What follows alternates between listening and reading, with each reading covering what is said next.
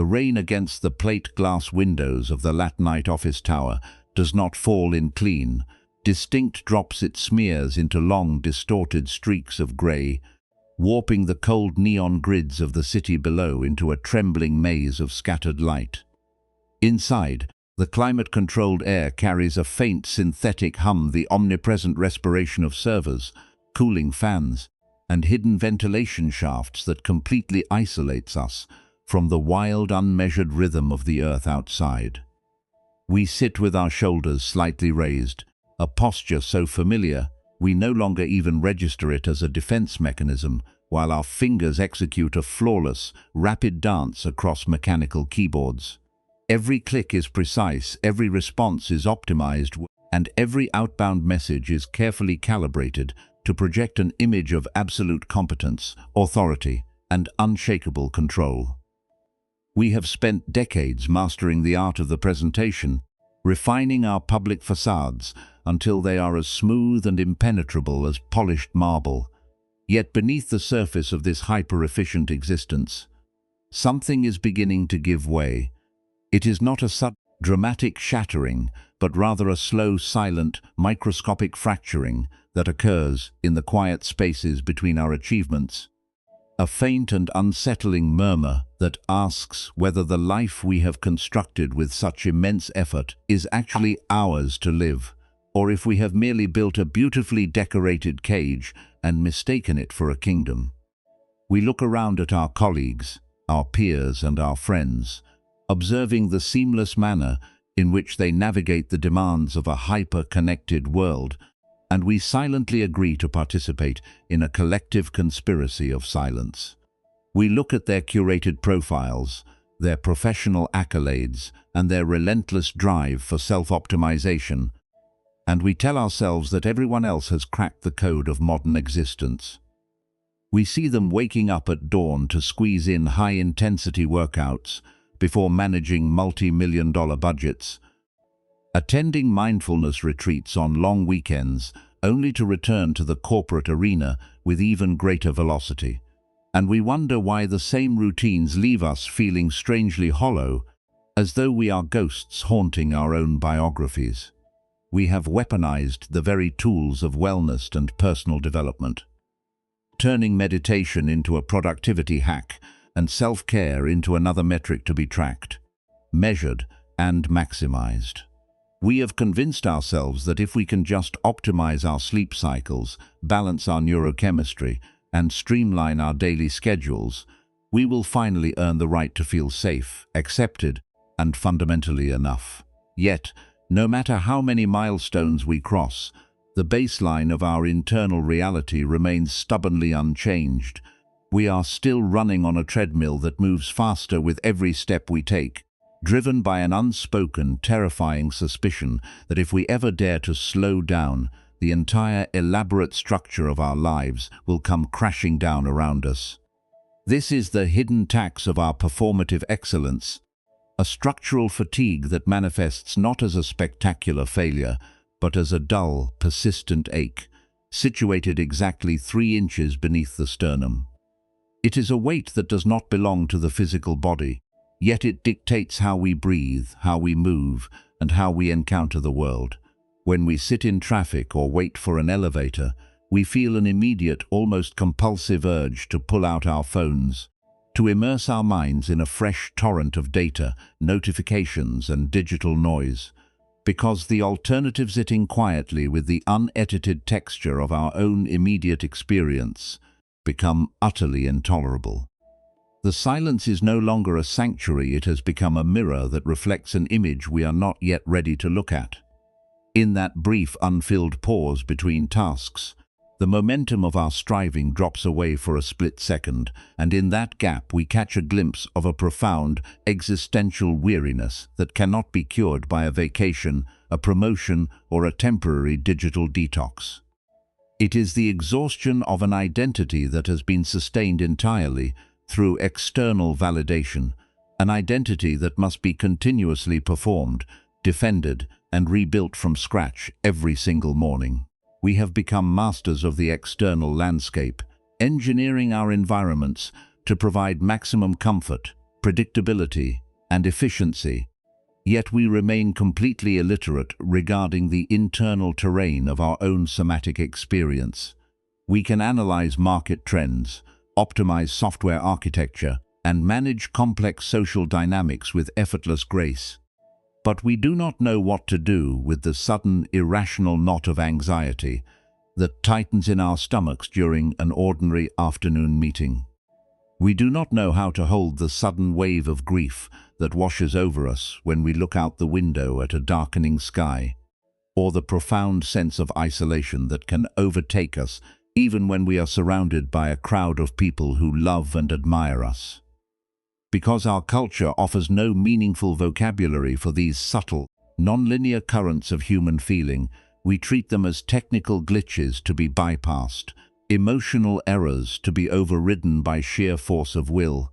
We tighten our jaws, we swallow the rising lump in our throats, we take a shallow, bracing breath into the upper chest, and we force ourselves back into the arena of action, completely unaware that every emotion we refuse to feel does not disappear, it simply migrates deeper into the cellular architecture of the body, waiting for the moment when the system can no longer bear the strain of its containment.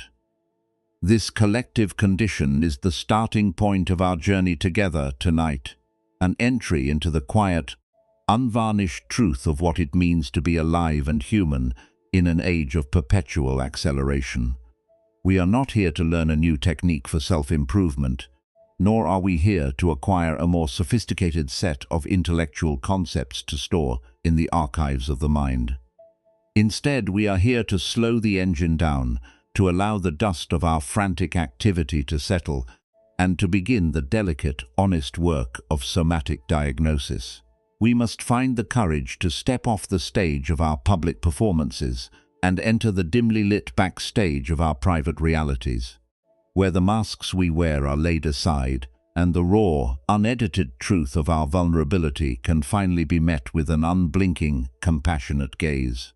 It is only by being willing to look directly at the specific nature of our confinement that we can begin to discover the coordinates of our liberation.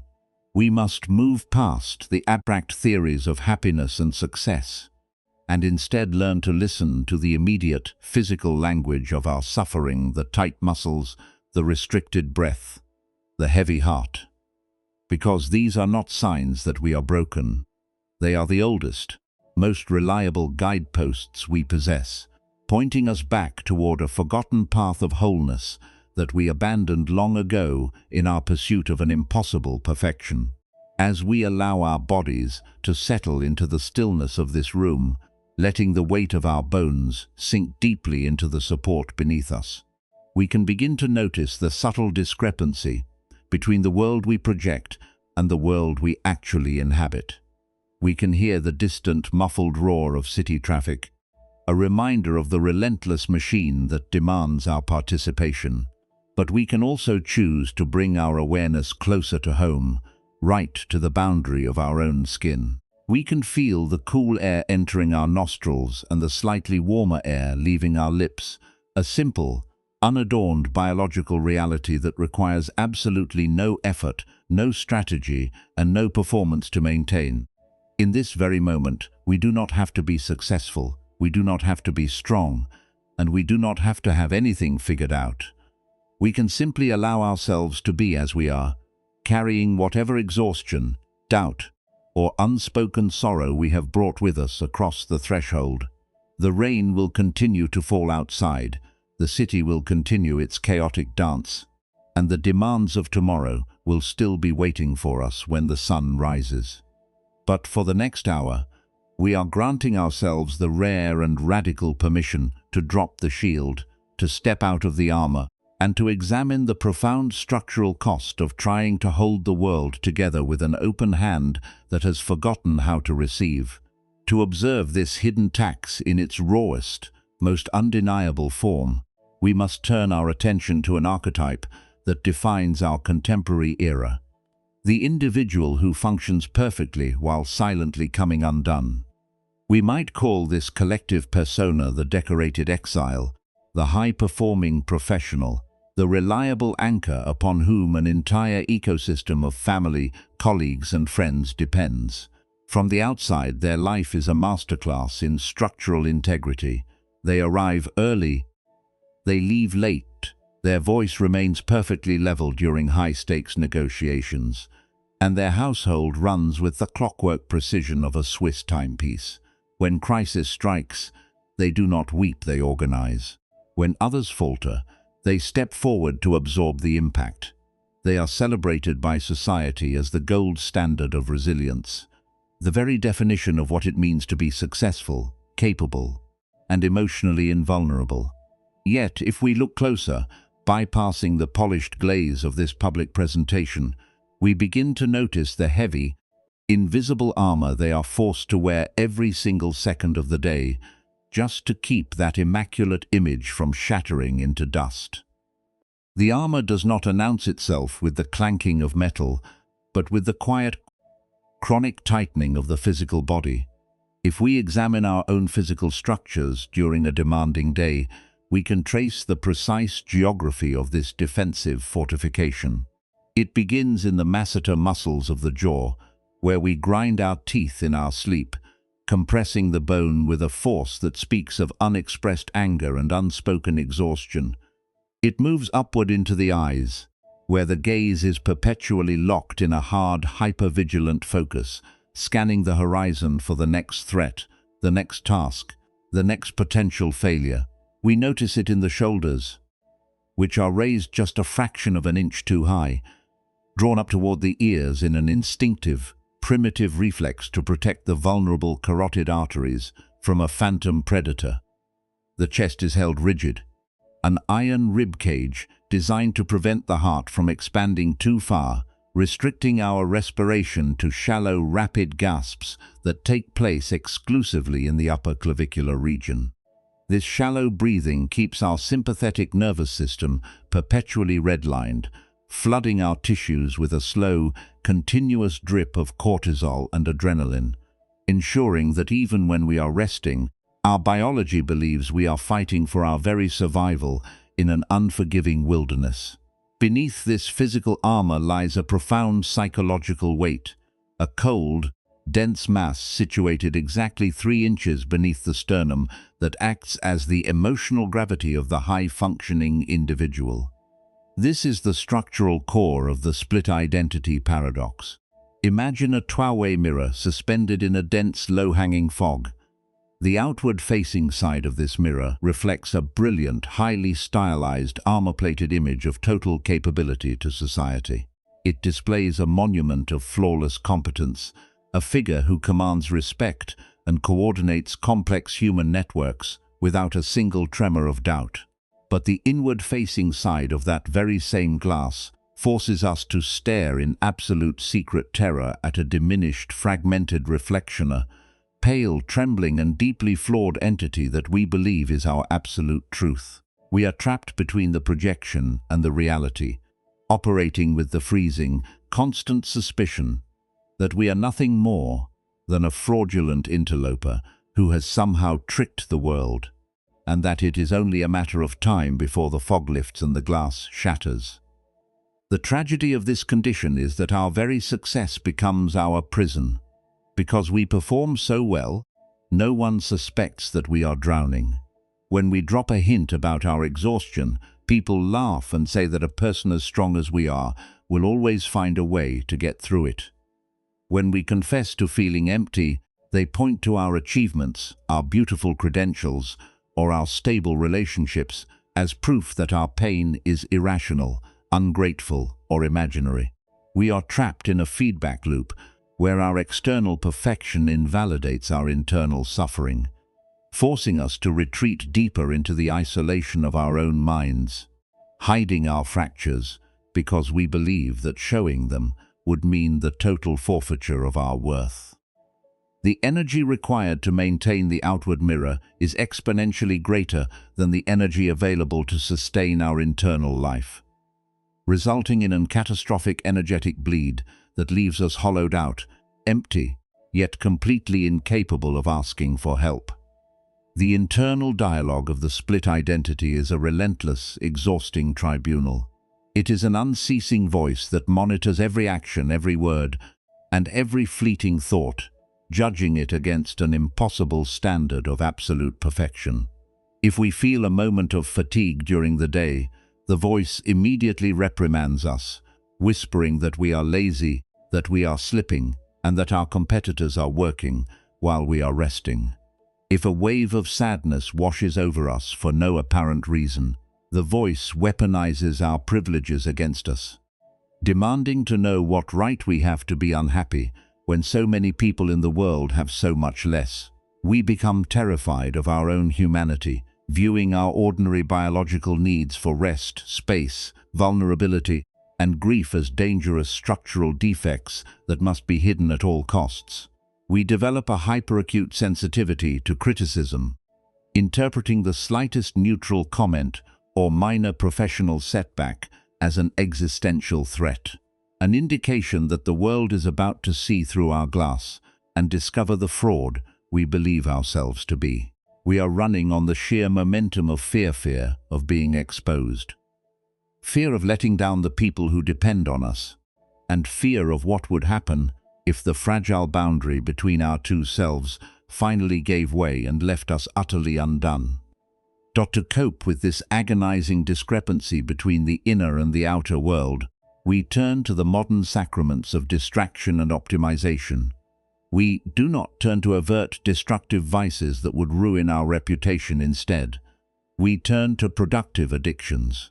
We overschedule our lives so that there is not a single unmonitored, unfilled 10-minute block in our entire week. We jump from the boardroom to the gym, from the gym to social obligations, and from social obligations back to our laptops late at night, ensuring that the engine of our mind is constantly running at maximum velocity.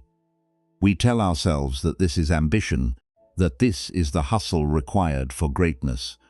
But if we are entirely honest with ourselves in the dark of night, we know it is a flight from gravity.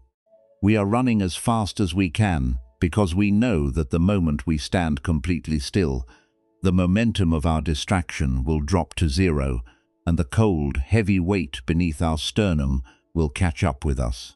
We are terrified of the silence, because within that silence, the cracks in the mirror become visible, and we are forced to hear the quiet, weeping voice of the human being inside us, who has been buried beneath decades of performance, achievements, and structural concrete, begging for permission to simply stop running, to drop the weight, and to be held in their raw, imperfect completeness without having to earn it.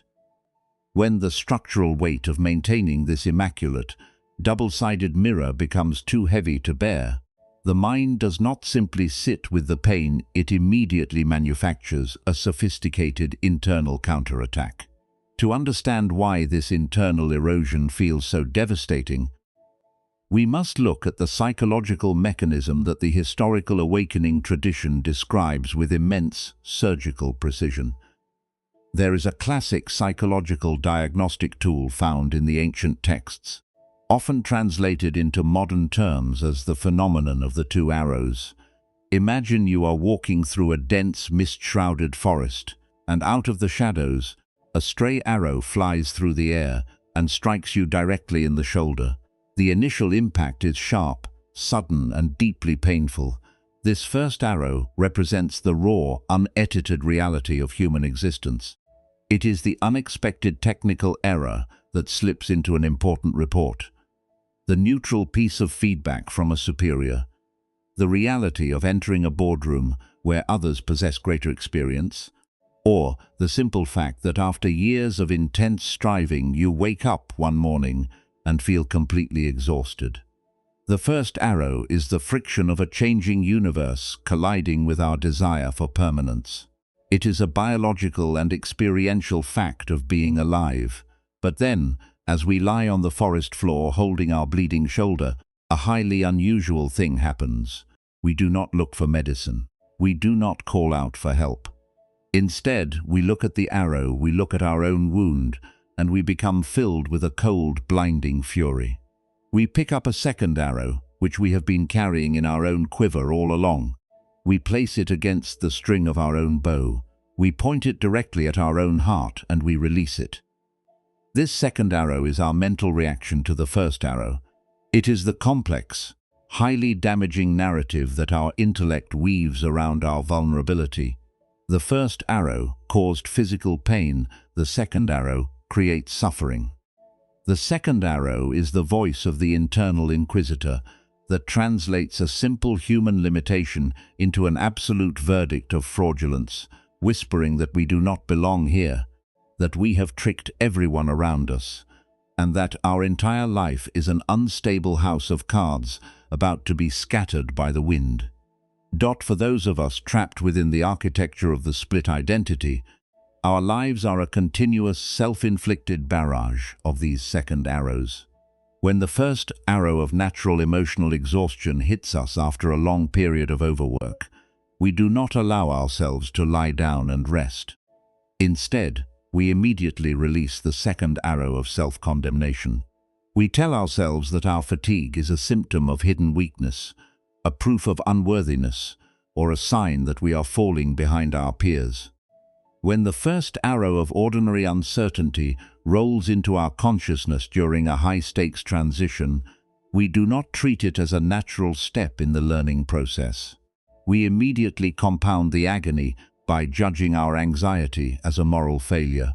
We look at our privileges, our achievements, and the respect we command, and we weaponize these elements against our own psychological reality. We tell ourselves that we have absolutely no right to feel insecure, that we are being ungrateful, and that we are imposters for presenting an image of total authority to the world while feeling a cold void within. This internal judgment is far more destructive than the original challenge itself. It creates a state of chronic internal warfare where the ego acts simultaneously as the merciless prosecuting attorney, the hanging judge, and the brutalized prisoner serving a life sentence in a cell without windows. The root of this self-sabotaging mechanism lies in a profound cultural misunderstanding of what the self actually is.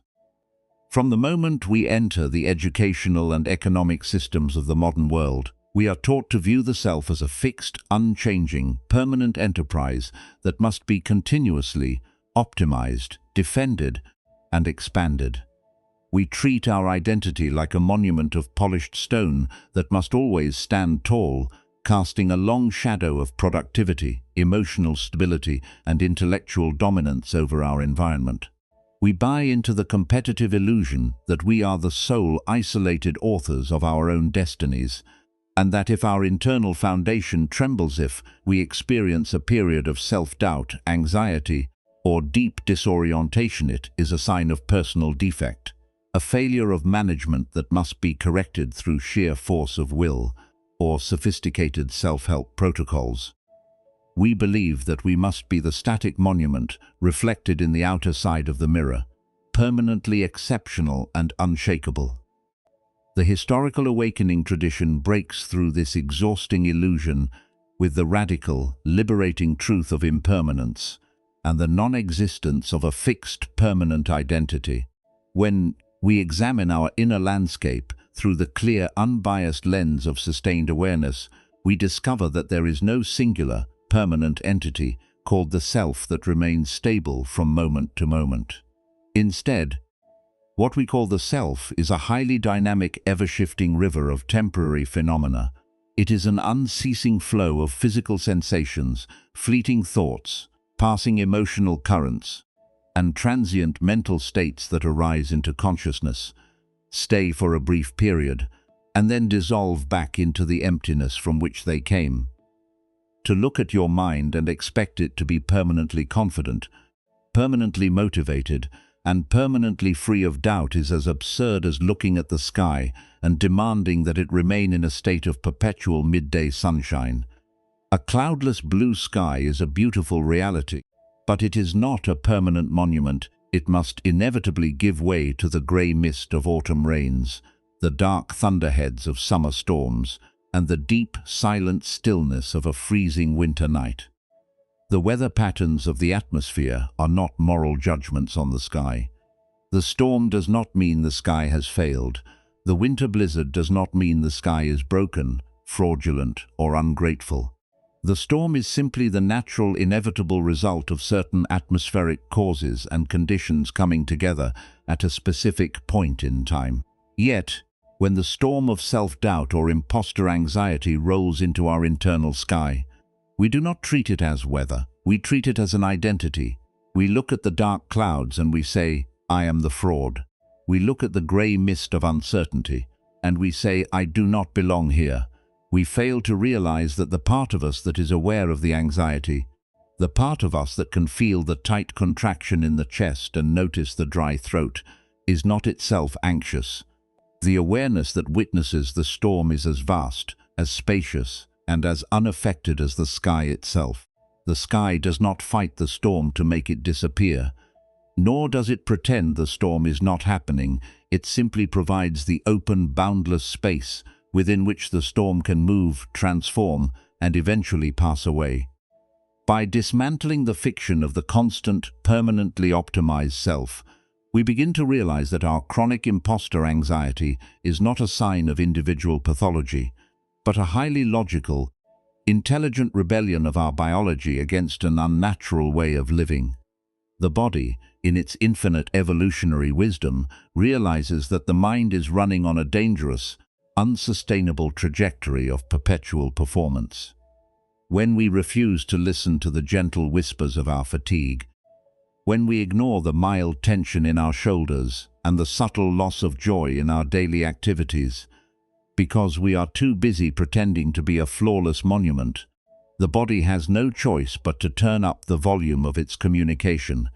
It introduces a heavy, thick layer of fear and numbness into our experience, pulling the master circuit breaker not to punish us, but to force us to slow down, to compel the split identity to stop its frantic, destructive dance before the glass wall collapses entirely. The moment we shift our perspective from viewing our imposter syndrome as an enemy to be conquered, to viewing it as a wise, boundary-setting messenger, the entire architecture of our suffering begins to change. We stop firing the second arrows of self-judgment. We stop asking how we can eliminate our doubt or return to our hyper-optimized, performative self, and instead learn to sit in the quiet laboratory of our own immediate experience, asking a far more profound, compassionate question. What is this fear trying to protect me from? And what is it trying to tell me about the illusion of the monument I am trying so desperately to sustain? To dismantle an internal architecture that has been fractured by the split identity paradox, we cannot rely on the same aggressive determination that built the glass wall in the first place. The transition from a state of hypervigilant, performative competence to an unshakable sense of inherent belonging requires that we completely alter our relationship with our own physiological and psychological distress. For decades, our default response to the internal whisper of fraudulence has been a top-down, authoritarian enforcement. We have commanded our minds to think faster, our bodies to endure more, and our faces to project a flawless illusion of total control, treating the raw biological indicators of our exhaustion as liabilities to be eliminated. The first and most radical step in our architecture of reclamation is to voluntarily lay down this weaponized discipline and learn to trace the narrative of self-doubt directly to its physical origin. This practice of somatic tracking begins the very moment the chilling sensation of being an imposter washes over us during a high-stakes meeting, a public presentation, or a quiet evening of reflective isolation. Instead of engaging with the complex intellectual arguments manufactured by the internal inquisitor, instead of trying to prove our competence to ourselves or list our past achievements to soothe the panic, we deliberately drop our awareness down past the throat, right into the burning topography of the physical body. We sit completely still and identify the exact coordinate where the fear has chosen to anchor itself. We direct the full, warm light of our non-judgmental attention toward the tight band across the chest, the sharp knot in the center of the stomach, or the cold, restrictive collar tightening around the neck and shoulders. We observe these sensations with the clinical curiosity of a scientist and the gentle care of a mother, mapping their precise physical textures without attempting to change them, fix them, or push them away. By refusing to run from the physical discomfort, we interrupt the automatic feedback loop that transforms a simple biological contraction into a lifelong psychological trauma. As we hold our awareness steady within these intense bodily regions, we can begin to utilize a profound physiological lever to actively signal evolutionary safety to our overstimulated nervous system. We take a soft, deep breath in through the nostrils, imagining the air traveling completely down into the deep bowl of the pelvis, bypassing the defensive armor of the rigid ribcage and allowing the abdomen to expand outward like a smooth sail. We then open our lips slightly and release the breath in a very slow, continuous, and completely unhurried exhalation, ensuring that the departure of the air lasts twice as long as its arrival. As the breath empties from our lungs, we consciously invite the heavy muscles of the shoulders to drop away from our ears by a fraction of an inch, and we allow the lower jaw to slacken completely, breaking the chronic clenching of the teeth. This deliberate elongation of the exhalation acts as a chemical messenger traveling down the superhighway of the vagus nerve, immediately overriding the primitive survival centers of the brain and demonstrating to our biology that despite the catastrophic predictions of the mind, we are actually sitting in a space of absolute safety. Through this sustained somatic softening, we create the necessary internal conditions for a massive structural transformation. We allow the fog to lift and the two-way mirror to shatter into harmless dust. For the high-achieving individual, the shattering of the facade is viewed as the ultimate catastrophe, the public death of the decorated monument they have spent a lifetime constructing. But within the laboratory of awakening, this deconstruction is recognized as the necessary birth of unified presence. When the glass wall dissolves, we realize that there is no longer a superior external performer to maintain and an inferior internal fraud to hide. There is simply a single, open, beautifully integrated field of changing human experience. The exhausting energy we used to spend on patrolling the border between our public persona and our private reality is immediately reclaimed, leaving us with an immense, stable reservoir of vitality that can be directed toward authentic action. Supported by this unified awareness, we must introduce into our daily professional and personal routines the radical discipline of unedited authenticity. For those of us who have lived by the strict laws of defensive optimization, this means deliberately choosing to walk into rooms without an impenetrable shield of expertise. It means developing the profound psychological authority to look a colleague, a client, or a team leader in the eye and say, "I do not know the answer to this question yet, but I am entirely capable of discovering it." To admit our ignorance or our human limitations in a world that demands omnipotence is not a proof of fraudulence. It is an act of supreme confidence. It demonstrates that our worth is so deeply rooted in the ground of our being that it cannot be shaken by a temporary lack of data or an ordinary technical misstep. We stop trying to be the chosen monument of permanent perfection, and we allow ourselves to become a dynamic learning process that is fully engaged with the fluid reality of the present moment. To prevent the mind from rebuilding the two-way mirror, we must also practice the continuous discipline of whole-mind acceptance, treating our lingering patterns of anxiety and brilliance not as warring factions, but as ordinary waves passing across the boundless surface of a deep ocean. When the old voice of the internal inquisitor returns as it inevitably will, when we face a new level of responsibility or a highly challenging environment, we do not attempt to suppress it, argue with it, or punish ourselves for having it.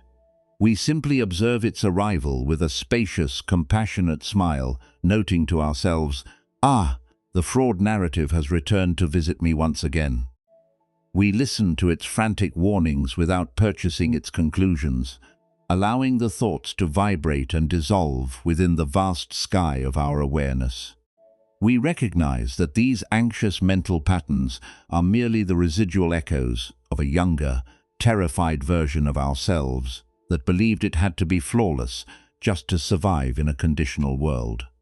We welcome the anxiety into our space, we wrap it in the soft fabric of our breath, and we refuse to let it dictate how we move, how we lead, or how we occupy our place in the universe. As this practice of radical acceptance deepens, it completely transcends the very nature of our ambition and our work. We move entirely away from a career driven by the desperate avoidance of exposure, and we move toward a path fueled by the joy of authentic expression. We no longer stay up until dawn over-preparing for a presentation out of a freezing terror that someone will find a flaw in our logic. We prepare with clarity and precision because we genuinely care about the craftsmanship of our work and the people we are serving. We stop viewing every interaction as a high-stakes audition where our right to exist is on the line, and we begin to experience life as an open playground of collaboration and discovery.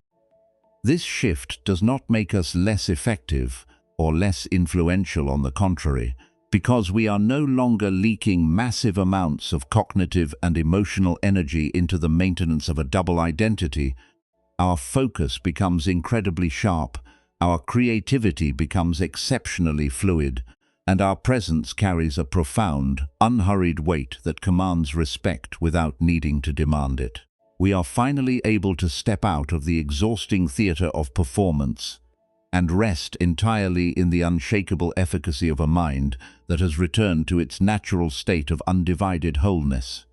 The heavy, dense winter fog that once blinded our internal vision begins to lift, not because we fought the weather, but because we finally allowed the fierce, clean heat of sustained, non-judgmental awareness to melt the artificial frosty layers of our performative self. We stand in the quiet laboratory of the present moment, listening to the soft, rhythmic respiration of our own lungs, and we realize that a radical structural shift has taken place. Within the very architecture of our biology, the sharp, painful dividing line between the public performer and the private fraud has dissolved completely into the open space of a unified reality. We are no longer a fragmented entity trying to patrol an exhausting border between an immaculate facade and a trembling interior. We have emerged from the dense, historical forest of our self-inflicted confusion as an undivided, beautifully integrated, and completely unshakable whole. This new state of consciousness does not manifest as a loud, dramatic explosion of triumphant joy, but as a deep, clear, and unhurried stability that infuses every single cell of our physical body. It is the emergence of an organic authority born from the lived realization that we no longer need to be permanently exceptional in order to be inherently worthy of love, breath, and space. The physical armor we wore for decades, the chronically locked masseter muscles of the jaw, the defensive tension gripping the neck and shoulders, and the tight, restricted knot in the center of the diaphragm has unspooled entirely, returning our musculature to its natural state of fluid, responsive elasticity. We walk through the world with our shoulders naturally dropped, our chest open, and our breath dropping easily into the deep cavity of the belly, sending a continuous biological signal of evolutionary safety to every branch of our nervous system. We are finally anchored not in the perfection of our social performance, but in the boundless, indestructible roominess of our direct, immediate experience. From this grounded sanctuary, our engagement with the external world becomes a pristine, effortless reflection of clear sight. Because we are no longer consuming massive amounts of psychological energy on maintaining a flawless public monument and hiding our ordinary human limitations, We possess an immense, stable surplus of presence to dedicate to our relationships, our creativity, and our professions. When we step into a room of immense influence, or when we encounter a complex, highly demanding challenge, we are no longer entering an audition theater where our existential worth is on the line. We are simply present as an open, clear mirror, observing the shifting dynamics of the landscape without needing to force a specific outcome to protect our ego. We can collaborate with absolute precision, speak with unhurried clarity, and make difficult, highly calibrated decisions with ease, because the terrifying phantom of exposure has been stripped of its gravity. We have discovered that when we are no longer pretending to be omnipotent, our actual human intelligence becomes remarkably sharp, fluid, and powerful. This inner spaciousness completely transforms our interactions with those who inhabit our personal and professional ecosystems. When we sit across from a colleague who is panicking over a setback, a partner who is struggling with vulnerability, or a child who is navigating their own confusion, we are no longer listening through the distorted, hypervigilant filter of our own performance anxiety. We do not need to fix their discomfort immediately to soothe our own fear of failure instead. We offer them the rarest and most potent substance a human being can provide: an unblinking, spacious, and unconditionally compassionate witness. We become a natural sanctuary for the people around us, an open clearing in a chaotic world where the masks we all wear can be safely laid down on the grass. Our radical authenticity acts as a silent, infectious permission slip, demonstrating to everyone who encounters us that it is entirely safe to drop the armor, step off the pedestal of perfection, and rest in the raw, honest texture of their own humanity.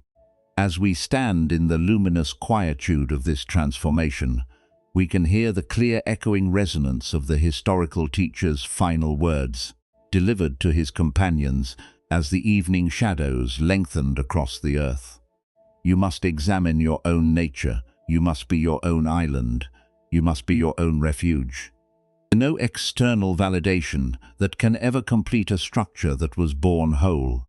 This ultimate transmission is not a cold directive to isolate ourselves from the interconnected web of life, but an empowering declaration of our intrinsic sovereignty. It is the realization that the safety, the validation, and the profound sense of belonging we spent half a lifetime chasing through the marketplace of hyper-optimized achievement was never something that could be delivered to us by a corporate credential, a material acquisition, or the temporary applause of society. It was already here, a baseline atomic truth of our consciousness, waiting patiently for us beneath the heavy layers of the performance we were using to escape our own grace. Our true refuge has always been this vast, unpainted sky of our own awareness, a space that cannot be fraudulent, cannot be broken, and cannot be excommunicated from the universe. The cold city rain outside has finally ceased, leaving the glass towers reflecting the faint, pale violet of an early morning sky.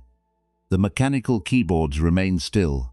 The ambient hum of the modern world has softened into a gentle, distant whisper, and the empty blocks on our calendars wait for us with an open, non-judgmental invitation.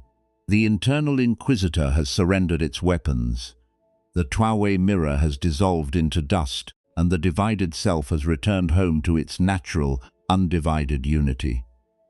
We are left here in the pristine silence of the present, breathing a breath that requires absolute zero effort to maintain, completely awake to the raw, unedited, and magnificent reality of being alive.